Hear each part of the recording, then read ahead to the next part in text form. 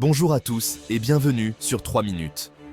Aujourd'hui, nous plongeons au cœur d'un scandale qui pourrait ébranler Washington.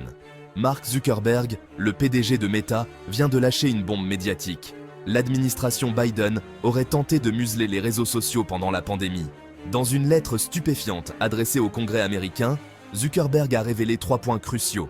Premièrement, l'administration Biden a exercé une pression sur Facebook pour censurer le contenu lié au Covid-19.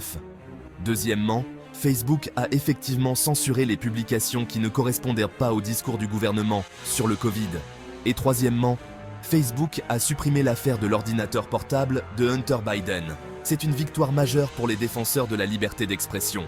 Pendant des années, ceux qu'on appelait les théoriciens du complot ont affirmé que le gouvernement manipulait les récits et réprimait la dissidence. Aujourd'hui, les aveux de Zuckerberg prouvent qu'ils avaient raison depuis le début. Il ne s'agit pas seulement d'un problème américain, cela résonne dans toute l'UE, où nous assistons à des attaques quotidiennes contre la liberté d'expression.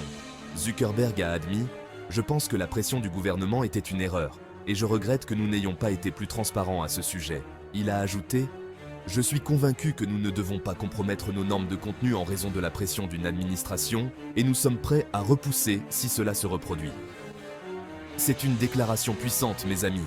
Elle met en lumière les attaques massives de l'État contre la liberté d'expression pour imposer des récits officiels révélant la profonde corruption liée à ces histoires. Recap. Zuckerberg accuse l'administration Biden d'avoir fait pression pour censurer des contenus liés au Covid-19. Au total, c'est plus de 20 millions de contenus qui ont été supprimés. La Maison-Blanche aurait insisté pour supprimer même l'humour et la satire. Le patron de Meta exprime ses regrets et promet de résister à l'avenir.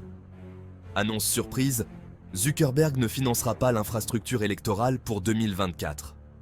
Au moment où nous parlons, Pavel Durov, fondateur de Telegram, Pavel Durov, patron de Telegram, est mis en examen avec interdiction de quitter la France.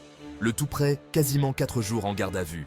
Cela devrait faire réfléchir à 2 fois tous ceux qui doutent encore de la gravité de ces problèmes. En France, nos soi-disant oppositions au Parlement sont complices en ignorant le sujet des libertés. Il est temps pour nous tous de nous réveiller et de nous opposer fermement à une telle censure et à un tel contrôle. N'oubliez pas que notre liberté d'expression est un droit fondamental et nous devons la défendre à tout prix. Cette révélation de Zuckerberg n'est pas seulement un aveu, c'est un appel à l'action.